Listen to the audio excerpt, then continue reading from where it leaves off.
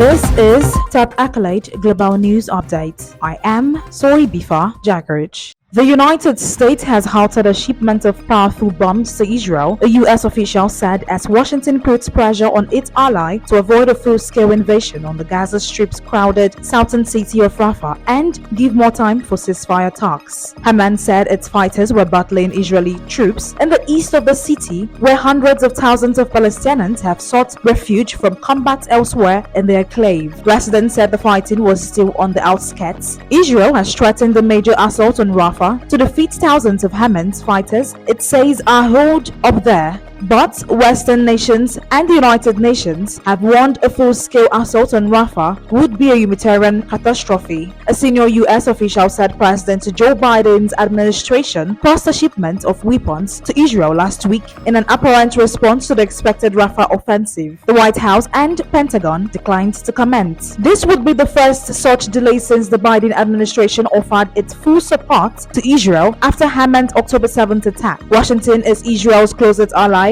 and main weapon suppliers. A senior Israeli official, asking not to be named, said, "If we have to fight with our fingernails, then we will do what we have to do." Israel's army spokesperson said coordination between allies was unmatched and any disagreements were resolved in private. Israeli forces on Tuesday seized the main border crossing between Gaza and Egypt in Rafah, cutting off a vital route for aid. Residents said tanks, which had moved in to take control of the crossing, had not entered the built-up areas of the city and gun battles were still outside the city limits. Armed groups of Hamas, Islamic Jihad and Fatah said in a separate statement that gunfight continued in the central Gaza Strip, while residents of northern Gaza report heavy Israeli tanks shelling against eastern areas of Gaza City and districts.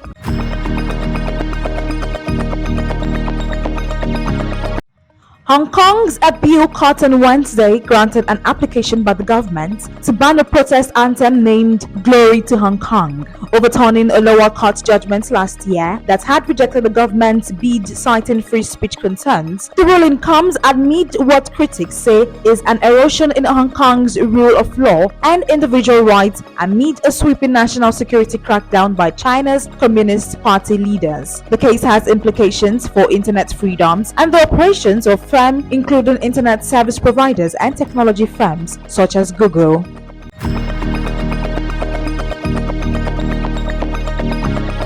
Russia warned friends on Wednesday that if President Emmanuel Macron sent troops to Ukraine, then they would be seen as legitimate targets by the Russian military. Macron caused controversy in February by saying he could not rule out the deployment of ground troops in Ukraine in the future. The French leader warned that if Russia wins in Ukraine, then Europe's credibility will be reduced to zero. It is characteristics that Macron himself explained this rhetoric with the desire to create some kind of strategic uncertainty for Russia. Russian Foreign Ministry spokeswoman Maria Zakharova told reporters, "We have to disappoint him. For us, the situation looks more than certain," Zakharova said.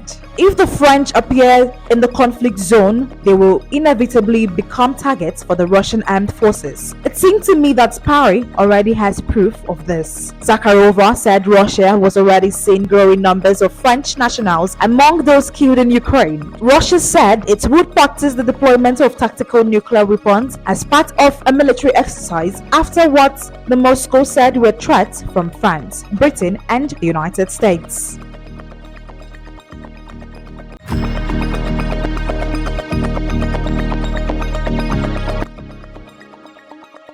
AstraZeneca said it had initiated the worldwide withdrawal of its COVID-19 vaccine due to surplus of available updated vaccines since the pandemic. The company also said it would proceed to withdraw the vaccine Vaxzevria's marketing authorization within Europe. As a multiple variant COVID-19 vaccines have said been developed, there is a surplus of available updated vaccines, the company said, adding that this had led to a decline in demand for Vaxzevria, which is no longer being manufactured or supplied. The Anglo-Swedish drug maker has previously admitted in court documents that the vaccine causes side effects such as blood clots and low blood platelet counts. The firm's application to withdraw the vaccine was made on March 5th and came into effect on May, according to the Telegraph, which first reported the developments. London-listed AstraZeneca began moving into respiratory syncytial virus vaccines and obesity drugs through several deals last year after a slowdown in growth as COVID-19 medicines sales declined.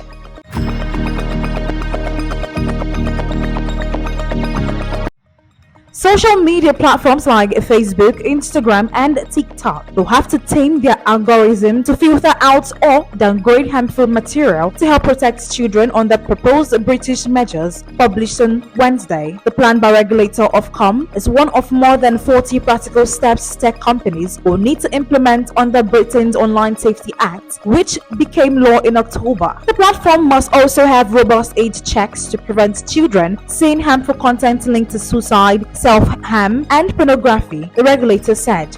Ofcom Chief Executive Melanie Dawes said children's experiences online had been blighted by harmful content they couldn't avoid or control. In line with the new online safety laws, our proposed code firmly places the responsibility for keeping children safer on tech firms, she said. They will need to tame aggressive algorithms that push harmful content to children in their personalized feeds and introduce age checks to children get an experience that's right for their age. Social media companies use complex algorithms to prioritize content and keep users engaged. However, the fact that they amplify similar content can lead to children being influenced by increasing amounts of harmful material. Technology Secretary Michelle Benelan said introducing the kind of age checks that young people experience in the real world and addressing algorithms would bring about a fundamental change in how children in Britain experienced the online world. Ofcom said it's expected to publish its final Children's Safety Code of Practice within a year, following a consultation period that ends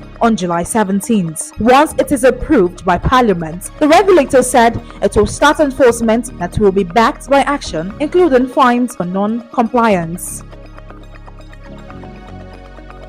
That is the size of top Accolade Global News Updates. You can follow us on our social media platforms as displayed on your screen. Happy Wednesday.